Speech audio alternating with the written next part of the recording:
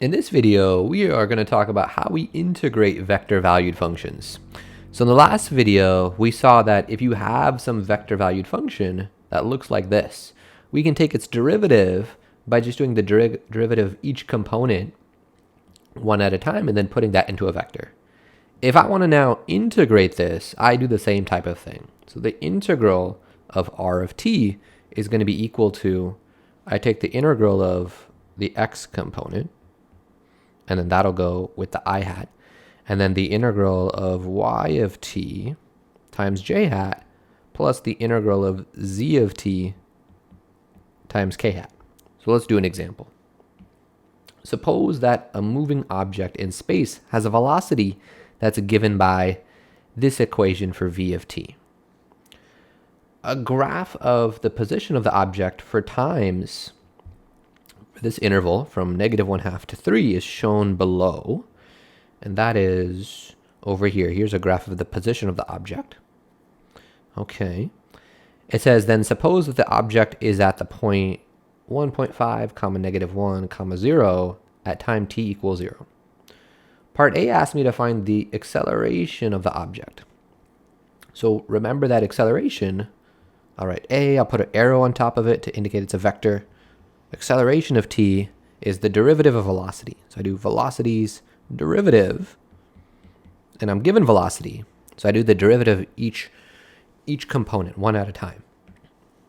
So for this first component, well, let's see. So I know that -2 is there. A constant multiplying my function stays there. And then for the derivative of sine of 2t, I need chain rule. Because the derivative of sine is cosine. I'll get cosine of 2t. Then I got to multiply that by the derivative of the inside, which is 2.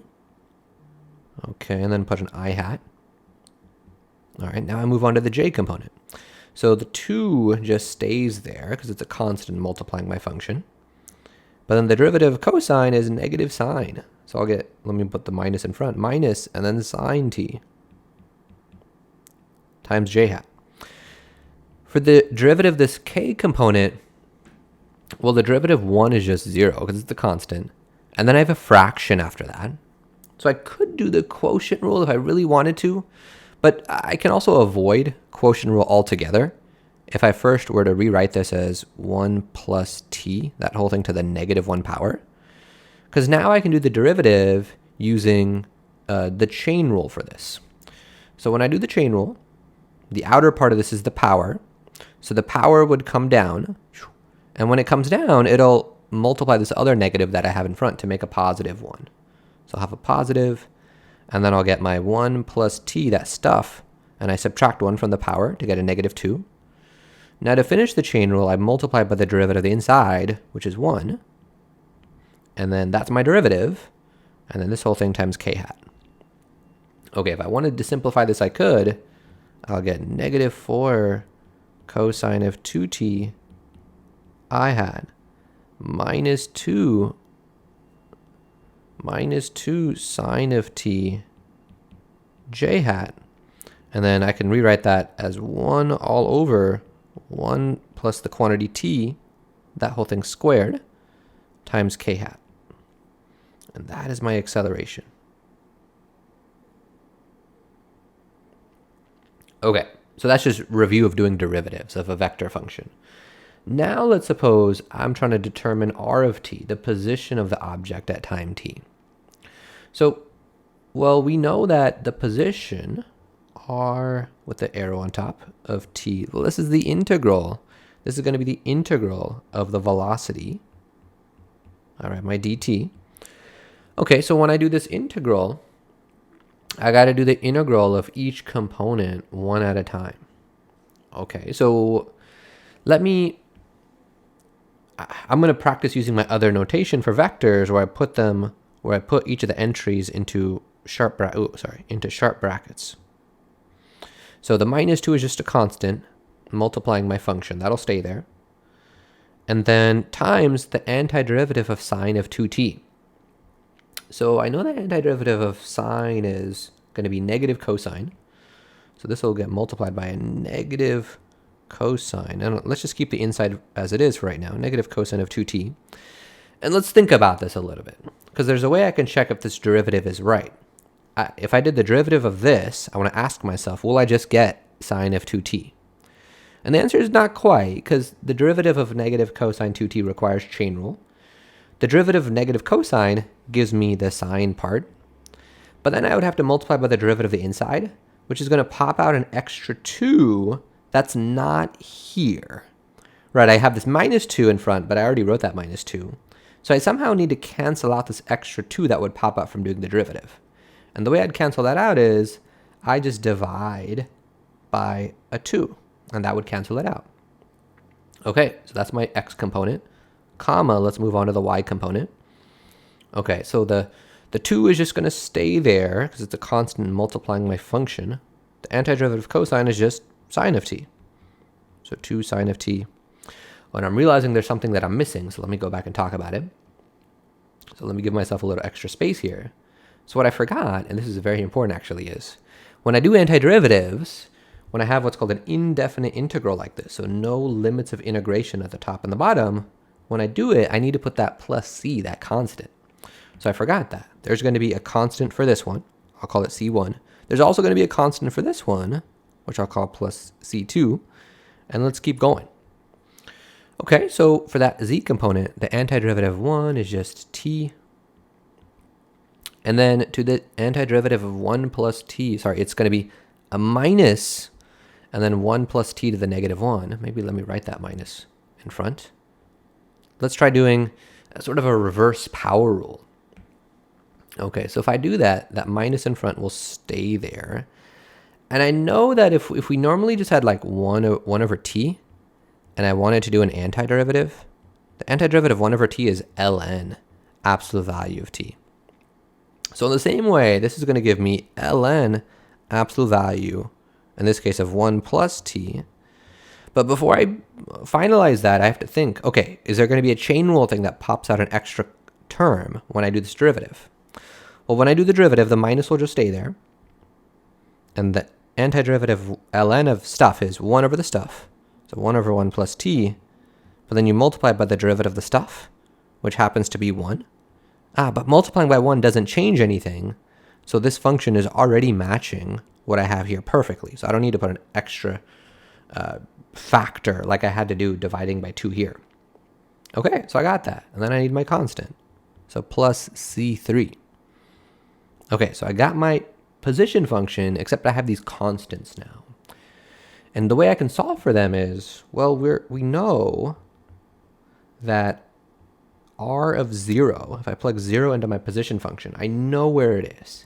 It tells me it's at x is 1.5, comma, y is negative 1, comma, 0, sorry, z is 0. So if I match up the corresponding pieces, what I'm going to do is in my position function, which I've gotten from the antiderivative, let's plug 0 into it. So if I plug 0 into my position function, I can simplify these 2's. I can cancel them, and the double negative becomes a positive. So I'll get cosine of 0, which is 1, plus c1. If I plug 0 into sine, I'll get 0. So I'll just get 0 plus c2. Comma, if I plug 0 into this, I'll get 0 minus ln of 1. So 0 minus ln absolute value of 1, and then plus c3. But I know ln of 1, right? That's just 0. So ln of 1 is just 0. Okay, so now if I match up the corresponding parts, the x components should match. The y components should match. And then finally, these z components should match. So doing that, we can get the constants. So c1, if I subtract the 1 over to this side, I'd get c1 is 0.5, or 1/2. c2 is going to be just negative 1. And then c3, because this whole part just becomes 0, I get c3 is just 0. Matching that with this.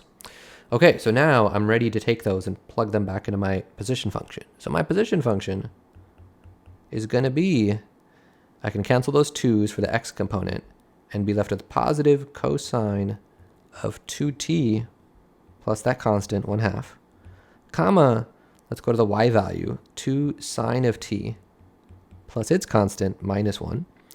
Go to the z part, t minus ln absolute value of 1 plus t plus its constant, which is 0. Awesome. And then it tells me an interval for time, right? So I'm just going to keep that in mind. There's this interval for time given, which is that t is in between -1/2 and 3. Okay, so I'm going to box this. That is my position function.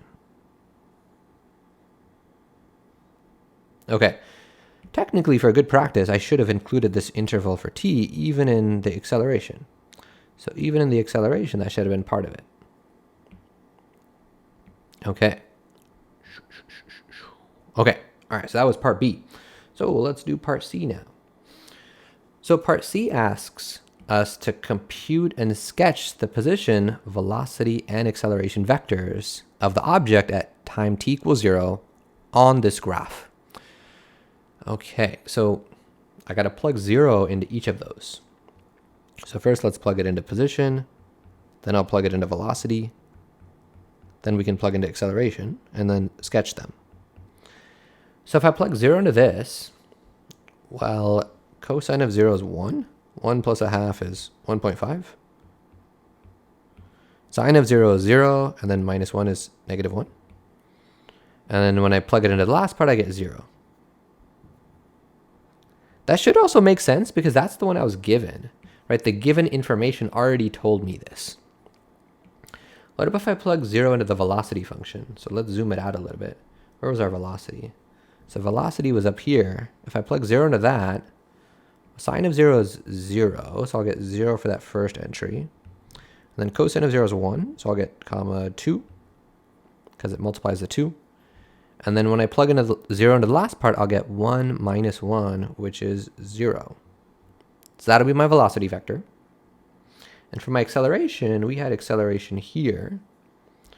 I'll get minus 4 times cosine of 0. Cosine of 0 is 1, so I'll get minus 4. For the next part, -2 times sine of 0 is 0, so that's 0. And the z part is going to be 1 over 1 squared, which is 1. Okay, so I got those vectors. We've computed them. Now let's sketch them. Okay, so when I sketch this position vector, it's saying my x component's got to be 1.5. So 1.5 is, between, here's my x-axis, between 1 and 2, like halfway.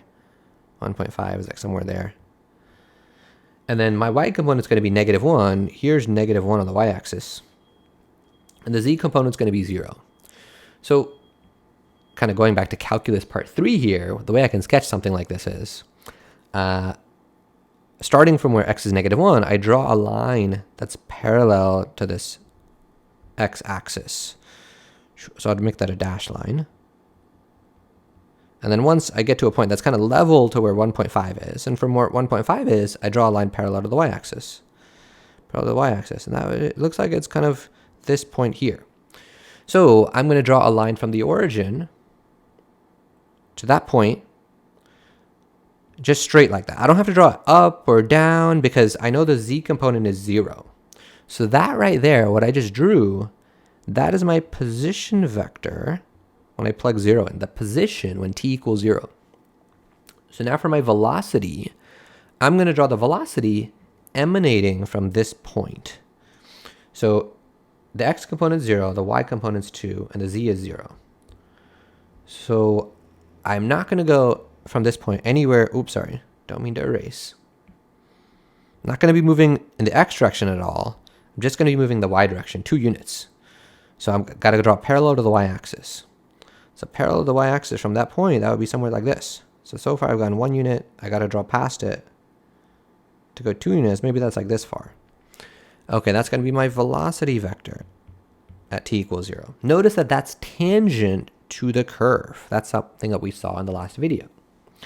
And then finally, let's draw this acceleration vector. So it's saying x is -4, y is 0, and then z is 1. So because x is -4, that's going to take us way here in the x direction. Way here in the x direction, pretty far, 4 units. I'm not moving at all in the y, so I'm not going to go like this way or that way, but I'm going to go up in the z direction. So if I were to just draw parallel like this to the x-axis, I haven't gone up or down at all. I got to go up a little bit. So I'll go up a little bit. Maybe that's something like this.